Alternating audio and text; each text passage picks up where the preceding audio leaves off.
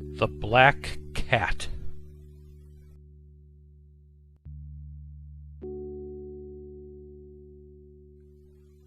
Daisy was a beautiful young girl.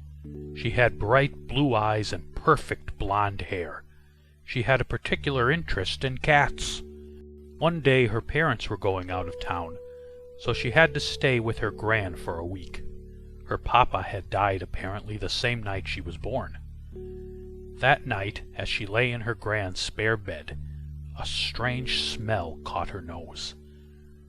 She knew that smell. It was in fact Daisy's, just like her name. She was named Daisy because when she was born her parents reported this exact same smell. She got out of bed and realized that the window was slightly opened. She peeked outside and saw a majestic black cat with distinctive amber eyes standing out there. It stared at her and then fled towards the right of the house. The next morning Daisy called her parents and told them what had happened. There was a pause. Then they spoke. "Daisy, listen to us closely. Do not follow that cat. Whatever you do, do not follow that cat." That night Daisy smelled the daisies again. She looked outside and saw the cat. Once again it looked at her and then fled to the right of the house. The next morning she told Gran about it. "Oh, don't mind that cat. It's always running down there," she said, pointing to the left of the street. "Does it ever go to the right?" asked Daisy. "Nope," answered Gran. Now Daisy was a little worried. Not scared, however, as she still really loved cats. Her parents wouldn't let her get one, though, and they never told her why. Daisy called her parents again. Once again there was a pause, and then they spoke. "Daisy, once again, whatever you do, do not follow that cat." That night it happened again. Daisy now could not help her curiosity. She crept downstairs and left the house. She saw the cat. "There, there," whispered Daisy, gently stroking it. The cat began to walk at a pace that Daisy could follow.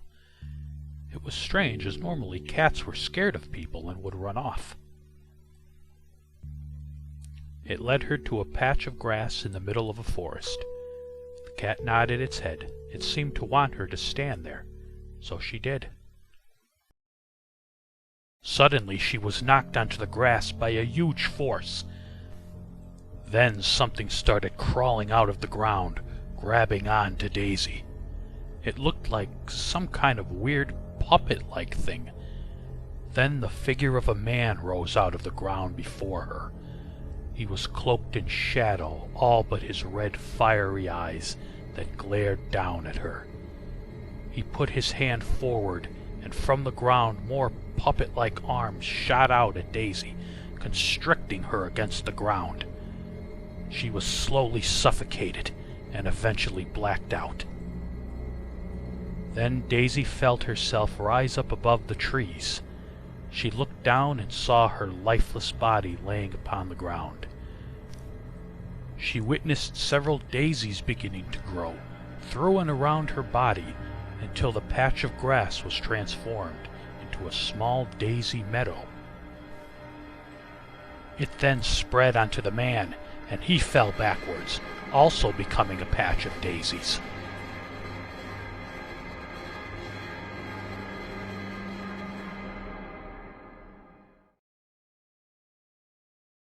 Daisy then found herself in an infinite white space, with white feathery wings. She looked around to see her papa standing in front of her, also with white wings. Below her the black cat purred and rubbed its body against her legs.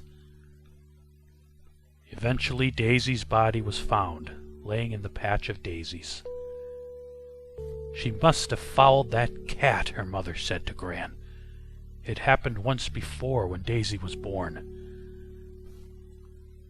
Legend says the daisy will destroy the puppet when the black cat lights its path."